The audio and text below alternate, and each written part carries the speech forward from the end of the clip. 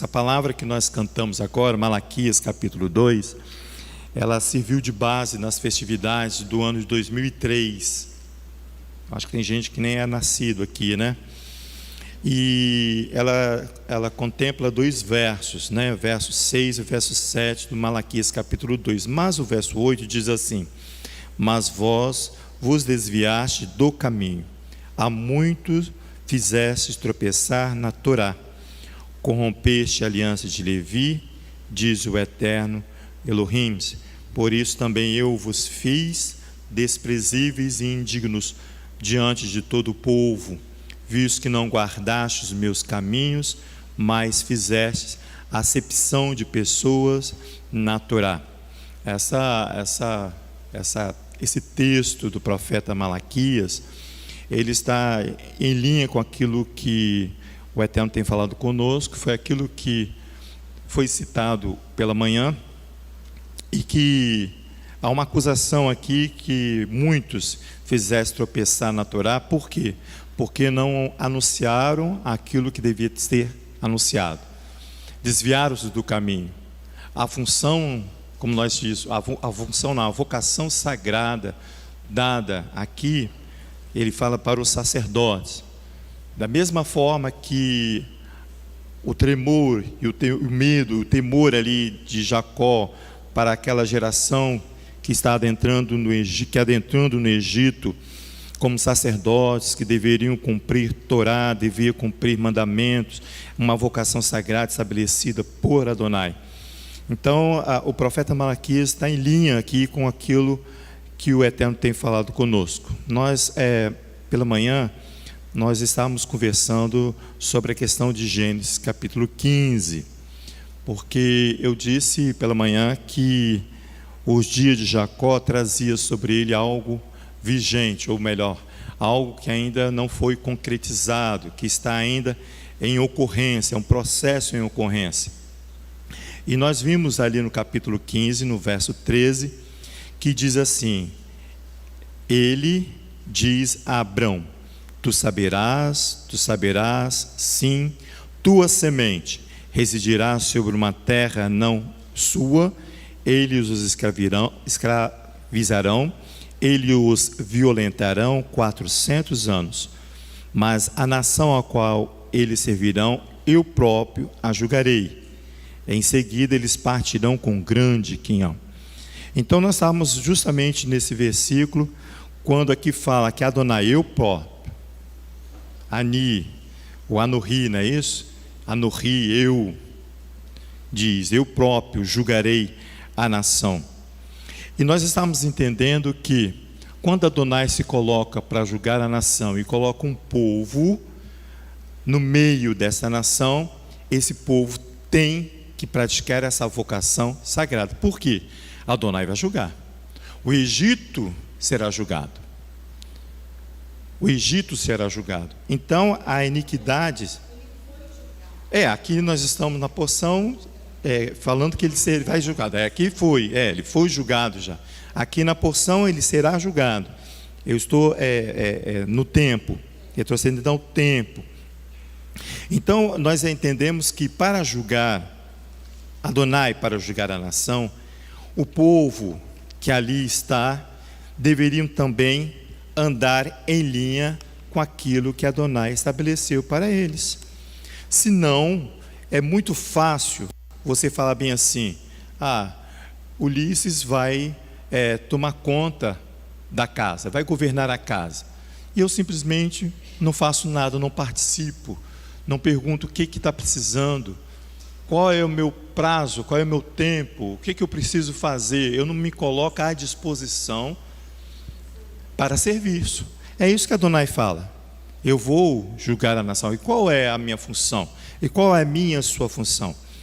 E eu cheguei ao entendimento, compartilhei com vocês, que lá em 2 Coríntios, capítulo 10, diz que estaremos prontos para punir toda desobediência quando for cumprido a vossa obediência.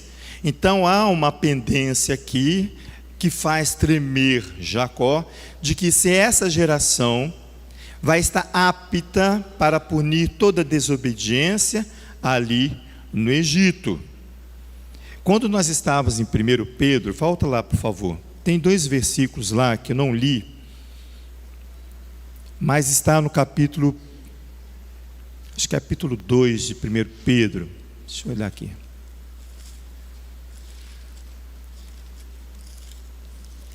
Porque faz parte aqui do compêndio dos estudos, da Brit Hadashah, 1 Pedro, só que é capítulo 2, não é isso? Ali no verso seguinte, que é o verso 11 e 12, diz assim: amados, amém? Chegaram?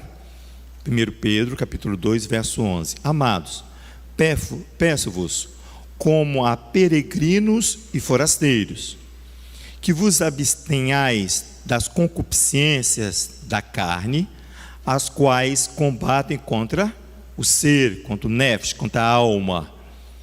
O vosso procedimento, o vosso comportamento, a vossa disposição, minha e sua, entre as nações ou entre os gentios, conforme está a sua versão, seja o que? Correto.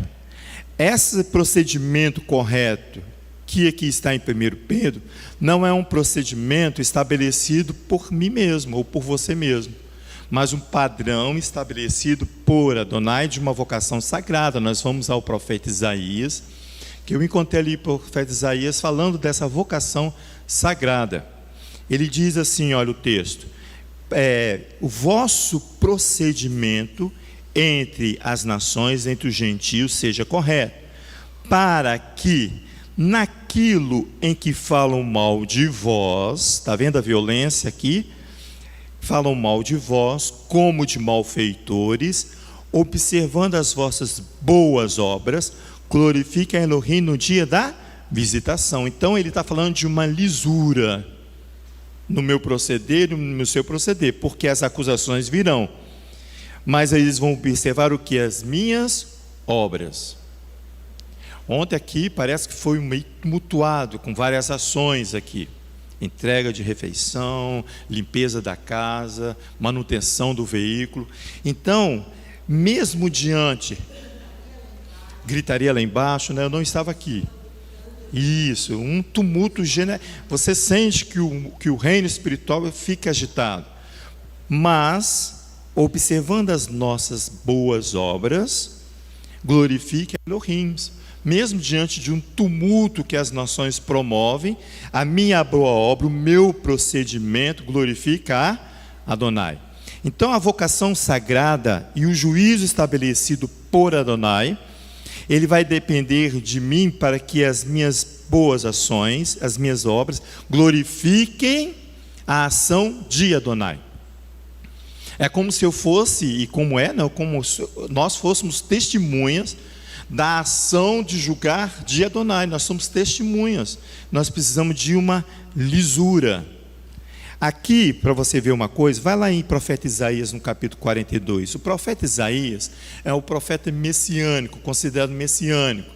Por quê? Porque ele traz a messianidade no seu anúncio. O anúncio para a salvação é de uma vocação legitimada aqui, ó. Isaías, capítulo 42.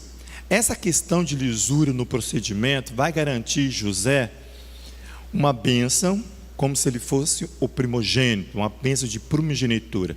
Ele recebe 2 bênçãos aqui. Nós vamos ver daqui a pouco para você, no encerramento aqui da tarde.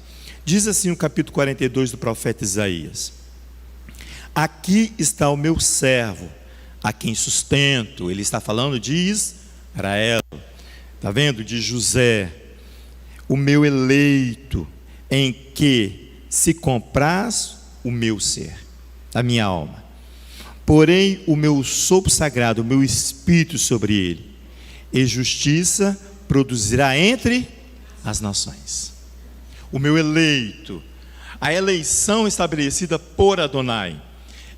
O meu procedimento precisa glorificar essa ação de Adonai, para que eu não me torne partidarismo, para que eu não venha, como diz Malaquias, fazer acepção de pessoas na Torá. Se você segura com um dedo aqui em Isaías 42, vai lá em Deuteronômio capítulo 7, para você ver, e você já conhece esse texto, que fala sobre essa eleição, o meu servo, o eleito. Ele não elegeu o servo dele, porque o servo dele é bonito, porque o servo dele tem uma bela profissão, não, mas vai ser por causa do proceder. Capítulo 7 da Torá, no Deuteronômio, ele vai aqui falar, deixa eu ver aqui o verso para a gente, ao verso 6, diz assim: pois tu és um povo, a escolha de Adonai, pois tu és um povo santo ao Eterno teu Elohim. O Eterno teu Elohim te escolheu, para que lhe fosse seu povo próprio, de todos os povos que há sobre a terra. Observa que Adonai está resgatando aqui louvores e cânticos que nós cantamos também essa palavra aqui. Ele diz assim, o Eterno, verso 7, não se afeiçoou de vós e vos escolheu por seres mais numerosos do que todos os outros povos, pois éreis menos em número do que todos os povos. Olha o motivo, verso 8, mas porque o Eterno vos amava, e para guardar o juramento que fizera a vossos pais, o Eterno vos tirou como um forte, e vos resgatou da casa da servidão, da mão de Faraó, rei do Egito. Aí ele vai consagrar a ação, o juramento. Saberás, portanto, que o Eterno teu Elohim é Elohim, o Elohim fiel, cumpridor de aliança. Amém. Antes que eu falasse, ela falou. Estamos em linha. Cumpridor das alianças. Ele não rompe a aliança dele. Fala no microfone aí, que senão depois a gente recebe os e-mails do pessoal que está lá fora.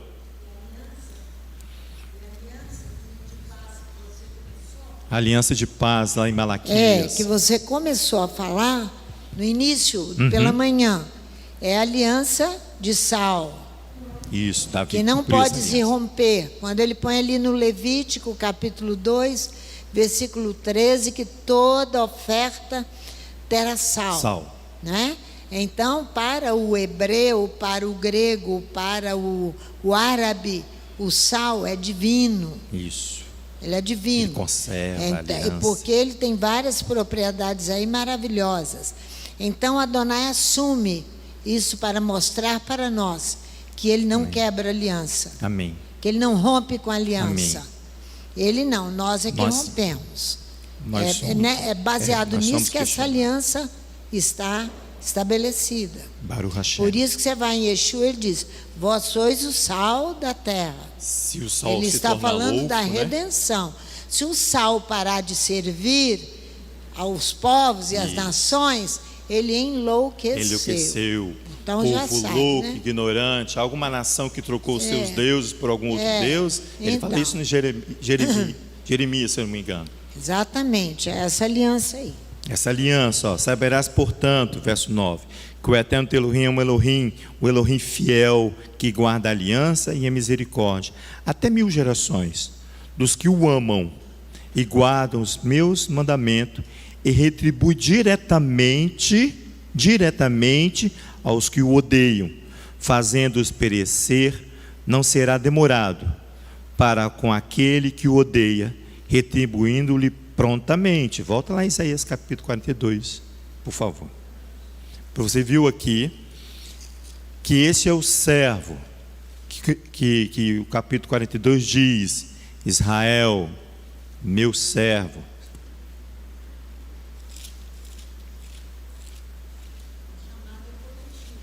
Amém. A chamada é coletiva. Ele diz assim, olha: o meu espírito sobre ele, e justiça produzirá entre as nações. Não clamará, não se exaltará, nem fará ouvir a sua voz na praça. A cana ferida não quebrará, e não apagará o pavio que fumega. Em verdade, ele trará a justiça, não faltará, nem será quebrantado. até que ponha na terra a justiça. Na sua lei, na sua Torá, as ilhas esperarão. Assim diz o Eterno Elohim, que criou os céus e o estendeu, e formou a terra e tudo o que produz, que dá respiração ao povo. O termo hebraico aqui é nação, que nela está, a vida aos que andam nela. Sim, o Eterno, te chamei em retidão, eu te tomarei pela mão. Olha assim, ó, essa é a vocação sagrada. Eu te tomarei pela mão, te guardarei e te trarei por aliança do povo e para a luz dos gentios. Do servo, é a vocação do servo, sagrada do servo, para abrir os olhos dos cegos, está vendo? Para tirar da prisão os presos e do cárcere os que jazem em trevas. Eu sou o Eterno, este é o meu nome. A minha glória a outrem não a darei, nem o meu louvor às imagens de escultura. Vede, as primeiras coisas se cumpriram, e as coisas novas eu vos anuncio. Antes que venham a luz, vô-las faço ouvir. A vocação aqui sagrada, ao qual o profeta estabelece aqui como o servo do Eterno, que faz alusão a José, mas também anuncia o Messias, porque ele logo no verso 10 ele diz: cantai. Fala.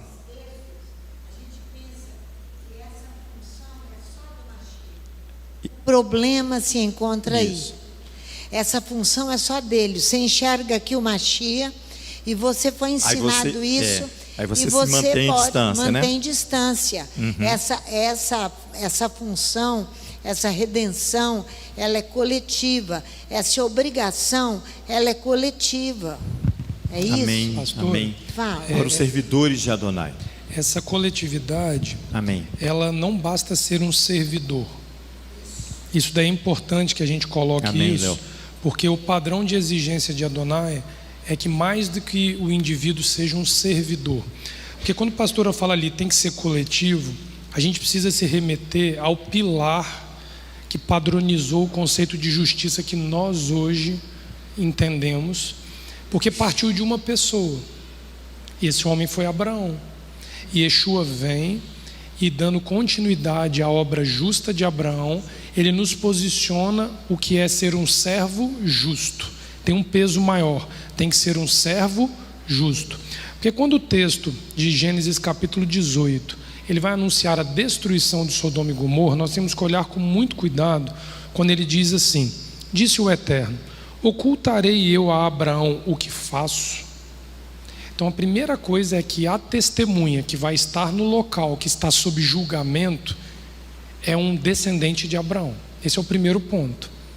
Porque aí ele logo diz assim no texto: visto que Abraão certamente virá a ser uma grande e poderosa nação, e nele serão benditas todas as nações da terra. Por que ele cita a descendência? Porque depois da morte de Abraão, os seus filhos deveriam ser servos legítimos, testemunhas de Adonai como ele foi.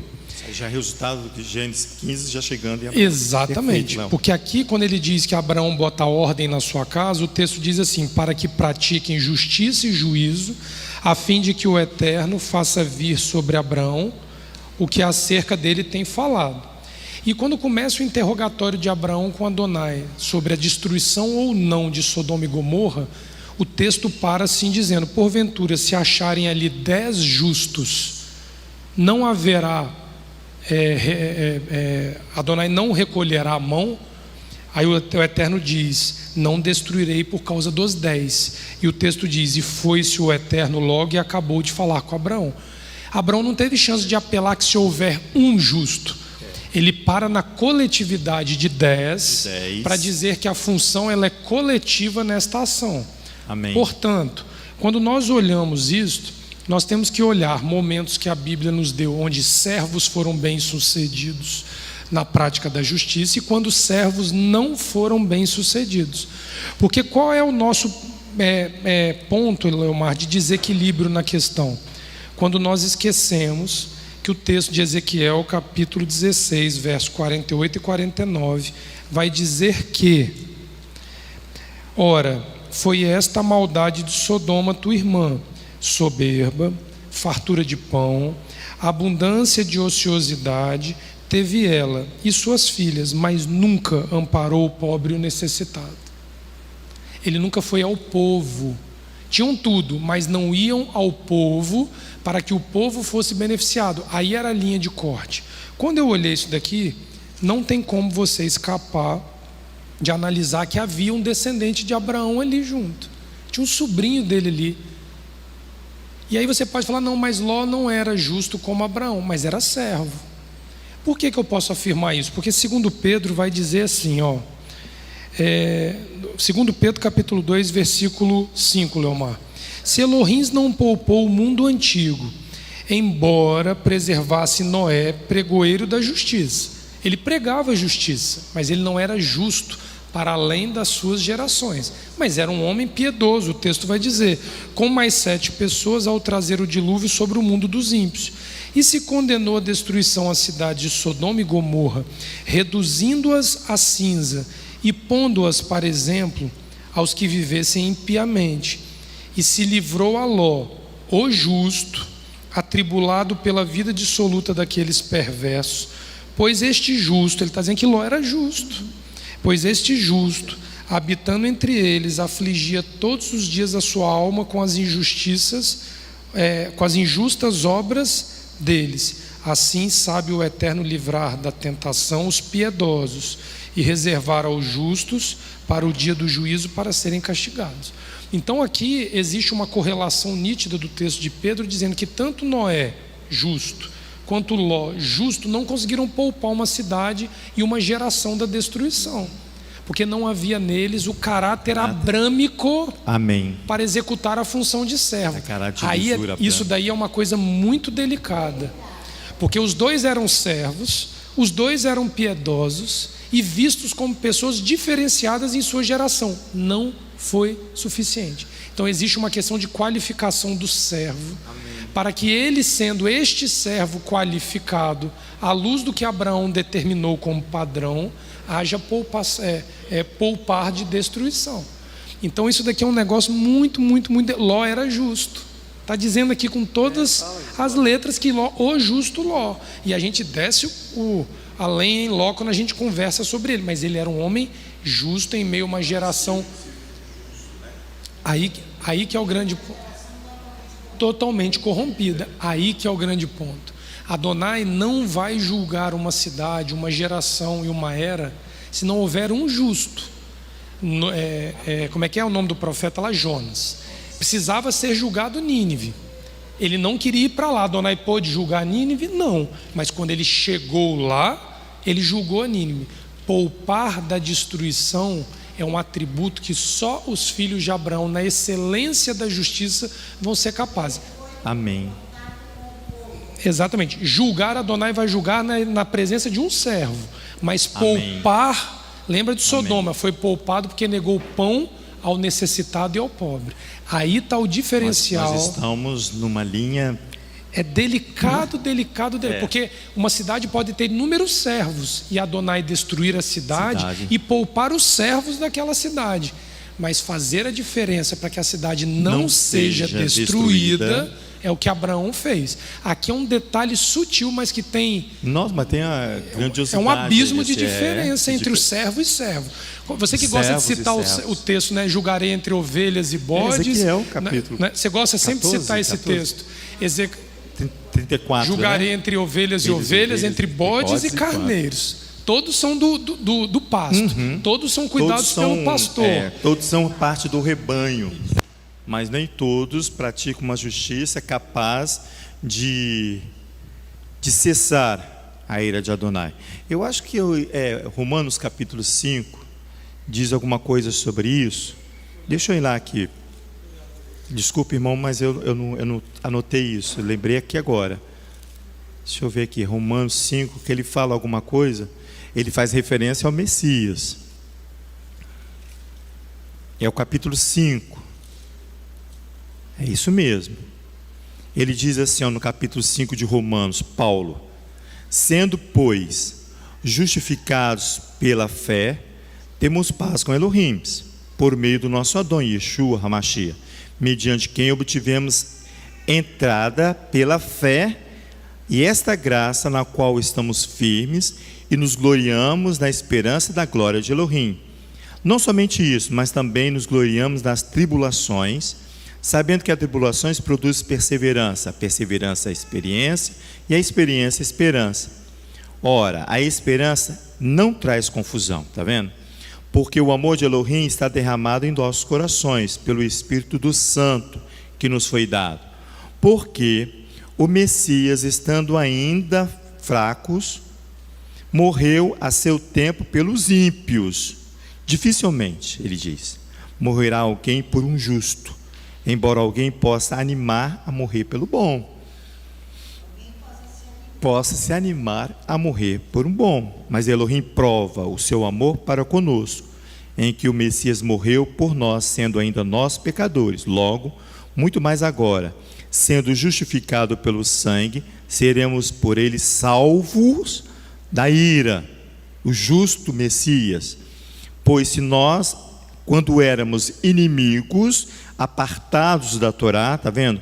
Fomos agora reconciliados com Elohim pela morte do seu filho, muito mais, estando já reconciliados, seremos salvos pela sua vida.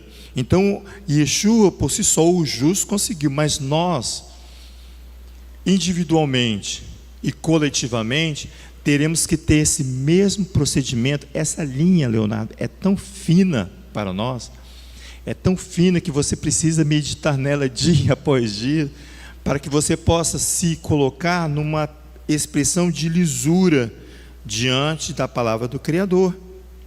Por isso que a Haftará nossa é 1 Reis, Davi. Davi é um servo de Adonai, lutou todas as guerras possíveis que havia de lutar, foi perseguido, mas ele alcança o anúncio da palavra de Adonai, visto que você vê pelos Salmos. Mas vai lá para você ver aí no capítulo 1 Reis. É inevitável fazer a leitura desta paraxá e não arremeter-se ao tempo passados, né? Leonardo, Ulisses, deve saber muito bem disso, muitos outros aqui. No capítulo 2,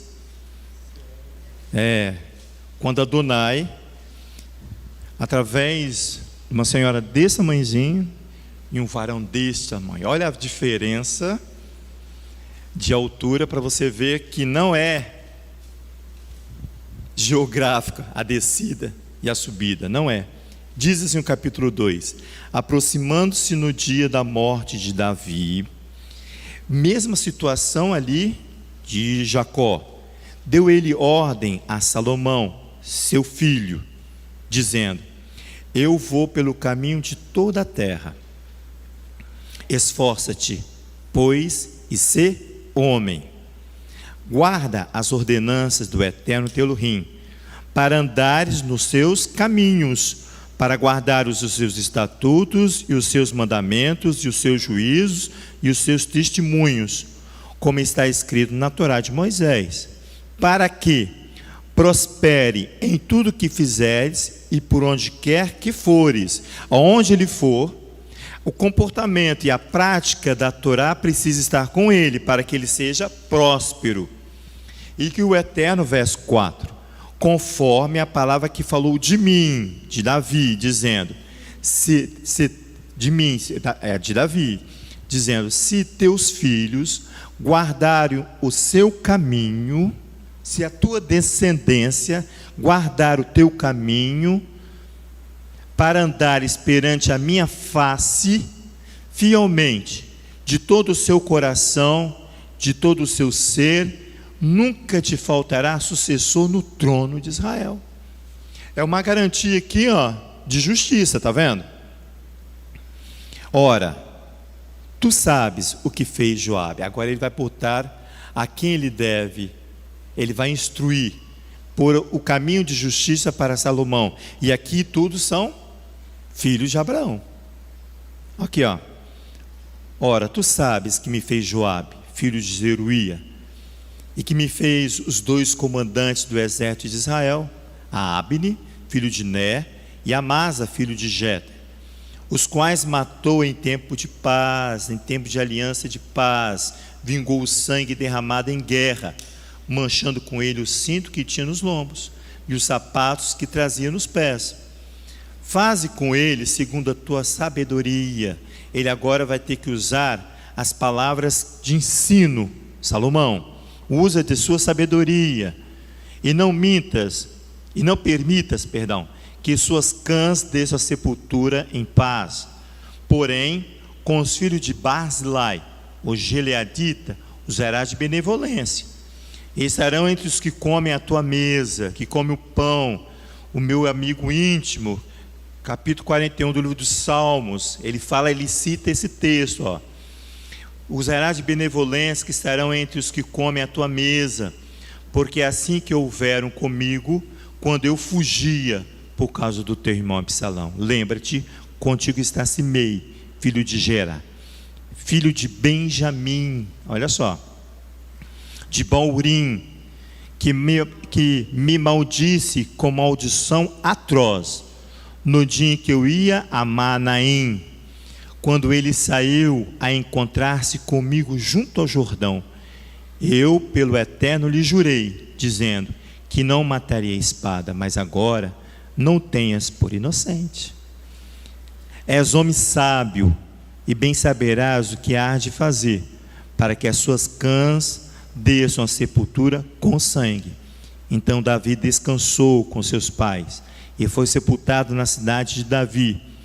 O tempo que Davi reinou sobre Israel foram 40 anos. 7 anos reinou em Hebrom, em Jerusalém reinou 30 anos, e logo após ele vai assentar-se ao trono para julgar a Israel, para ser o comandante ali, o rei de Israel.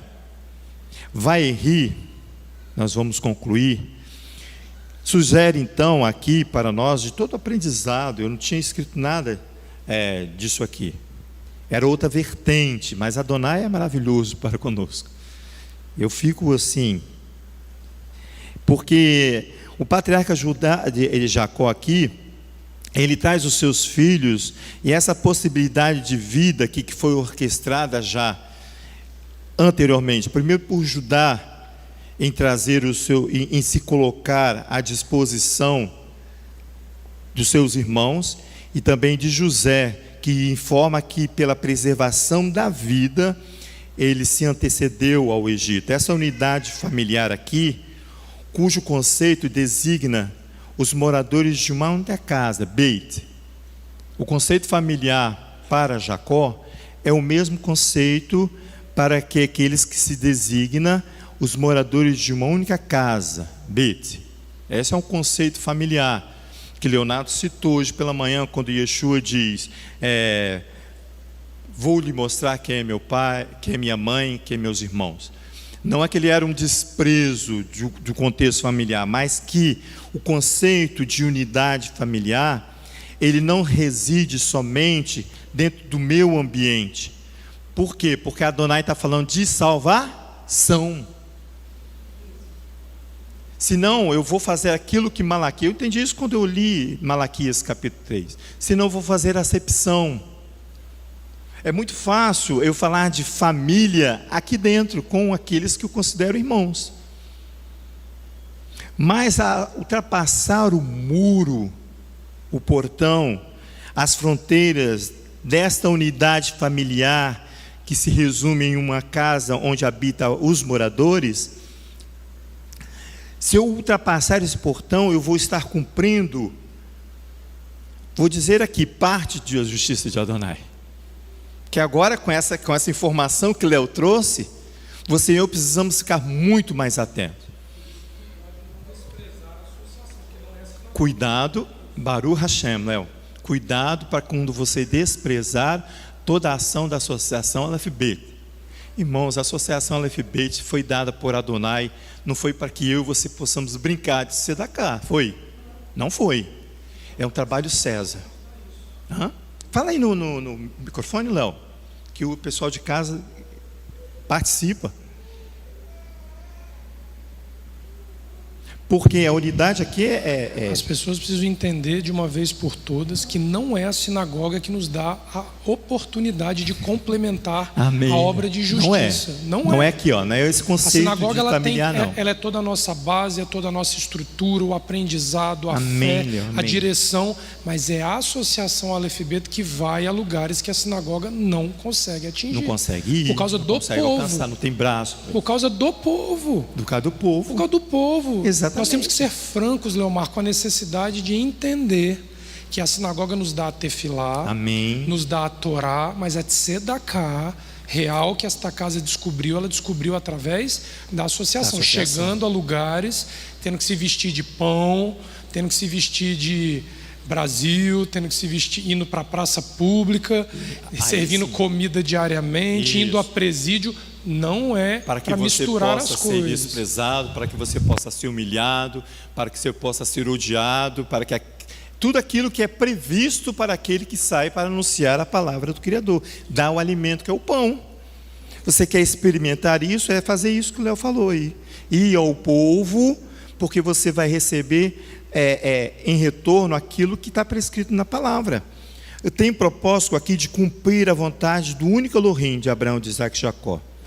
Então, o padrão de unidade familiar, ele foge completamente do padrão romantizado por Roma, por Grécia, por que você quiser. Foge desse padrão romântico. Vai lá no profeta Amós, para você ver. E logo depois do profeta Amós, você vai ver o benefício sobre José e sobre Jacó. O profeta Amós aqui, é interessante esse texto, nós estamos lendo, não é Abacuque que nós estamos lendo, né? Mas o profeta Amós aqui no capítulo 3, olha o verso 1. Ouvi esta palavra que o Eterno fala contra vós, filhos de Israel. Está vendo? Contra toda a geração, não é um único indivíduo, como a pastora nos fez lembrar. Contra toda a geração que fiz subir da terra do Egito. Ele está falando de Êxodo capítulo 3 em diante, aqui ó, já entrando na porção seguinte. Shemot. Contra toda a geração que fiz subir da terra do Egito, dizendo: de todas as famílias da terra, a vós somente conheci. A vocação sagrada está por aqui, ó. E vós somente conheci, portanto eu vos punirei por todas as vossas iniquidades. Andarão dois juntos, se não estiverem de acordo? Há alguma coisa que impede de nós caminharmos? Se chama-se isso aqui de união das vontades. A minha vontade, a vontade de todos, obedecendo à vontade do único Elohim. Se isso não acontecer, ele diz: eu vou punir, eu vou punir as famílias, portanto eu punirei, porque ele chama isso de iniquidade. Quando você não cumpre a sua vocação sagrada, a minha vocação sagrada, se eu não cumprir, eu vou ser punido. E o texto diz aqui que isso se chama de iniquidade, ultrapassou o limite de pecado. É iniquidade, é um erro gravíssimo. Essa personalidade dada a Jacó, de manter essa unidade para que ela possa prover, através de José já proveu ao alimento, mas o sustentar da palavra do Criador, ela iniciou aqui com a cerimônia, né, chamada Tahat Yarek, que significa colocar as mãos debaixo da parte íntima e ali rogar para que ele não seja enterrado no Egito. Por que ele não quer ser enterrado no Egito? Para o Egito reconhecer que existe sobre Jacó uma vocação sagrada, não é isso que eu ia falar, não. Mas era uma vocação, é o que temos. é a vocação sagrada, para que os Bnei Israel, os filhos de Jacó, pudessem reconhecer que eles têm uma promessa estabelecida por Adonai. Jacó aqui, nesse processo sucessório, Jacó, sucessório, ele demonstra aqui, sobre José, o alcançar da estatura de um varão perfeito, quando ele conserva o direito à sucessão de herança para gerações. Ele mantém aqui, José, a qualidade do cumprimento da promessa. Aí Jacó, como nós vimos pela manhã, vamos encerrar aqui, vai lá na porção para você ver como isso aqui é bonito, irmãos.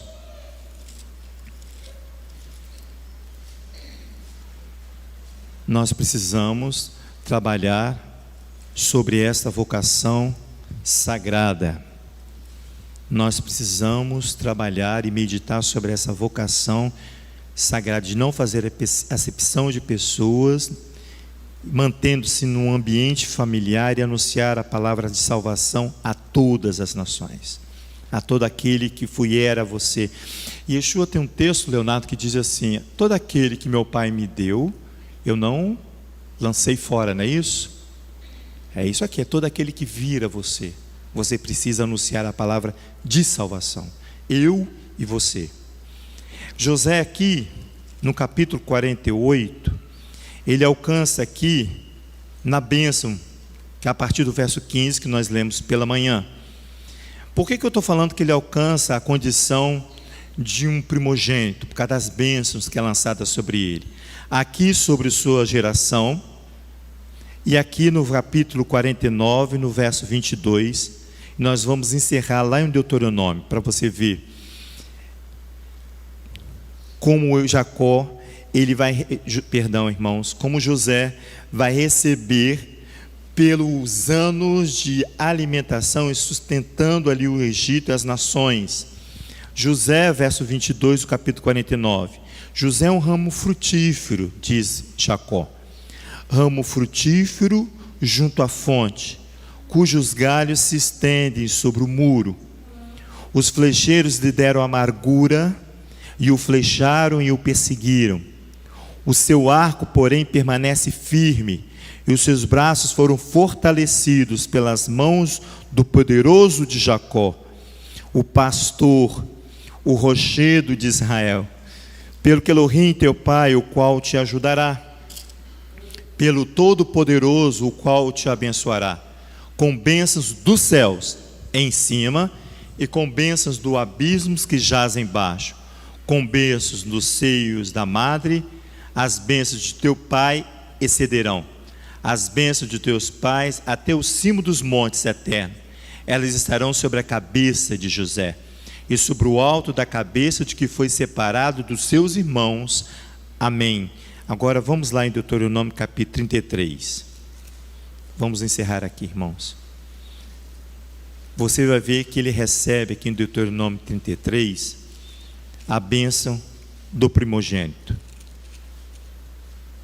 Deixa eu ver aqui, é o verso 13. Ele diz assim,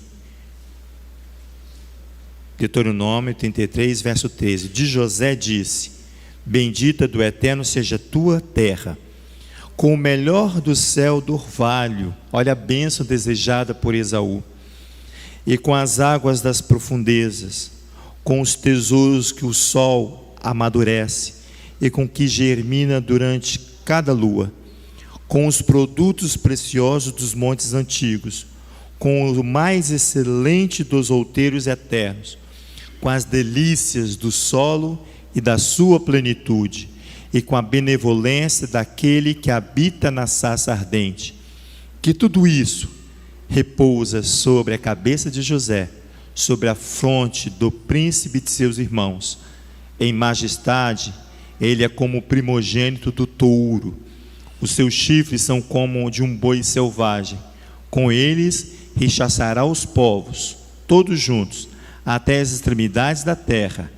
Tais são as miríades de Efraim, tais são as miríades de Manassés. Qual o objetivo dessa bênção? José já provou que ele é capaz de sustentar nós somos. Por isso que Adonai vai separar aqui para ele, aqui na boca de Moisés, aqui é pela boca de Moisés, uma bênção que vai sustentar com alimento, com nutrientes, com as benevolências, porque ele diz assim: com eles rechaçará os povos, todos juntos, até extremidades da terra. Vocação sagrada de José é anunciar a salvação a todas as nações. Que nós possamos ter, meu Pai eterno, o fio do cabelo do pé de José, para que essa vocação possa cair sobre nós. Nós vamos embora hoje, nesse Shabat, com esse detalhe que Leonardo colocou sobre nós, que é uma linha fina, tênue, né? Como a pastora sempre fala, para você saber se você é justo e pratique a justiça. Eterno, muito obrigado. Seja sobre nós essa palavra, para que nós possamos alcançar sabedoria notória diante da Tua presença, não a sabedoria humana, captada pelos livros e pelos sábios, não, Pai, mas a sabedoria que vem pelo Teu sopro sagrado, como o Senhor se manifestou, tanto pela manhã quanto à tarde, quando nós precisamos entender de salvação, para anunciar a salvação. É um assunto urgente, mais que urgente, que o Senhor colocou em nossas mãos. Que nós possamos, ó Pai, ser dignos de alcançar essa sabedoria e entendimento, e celebrar Pêssah na Tua presença, Pai, em nome de Yeshua. Porque aqui, Jacó disse: basta, meu filho ainda vive. Nós iremos para Pêssah com essa palavra, porque lá nós diremos: Daieno, tudo isso que o Senhor tem nos ensinado já bastaria para a salvação das nações, daqueles que o colocam em nossas mãos. Que o Teu nome seja glorificado, Pai. Que nós possamos seguir de cabeça erguida, sabendo que tem um Elohim que sustenta esta casa, que dá alimento ao povo, que guia toda a direção que nós precisamos, para que nós não venhamos cambalear nem para a direita nem para a esquerda, mas continuar firmes, sabendo que Ele é aquele que vai nos alimentar com a Tua Torá. Em nome de Yeshua, Messias. Amém, amém. Shabbat shalom a todos.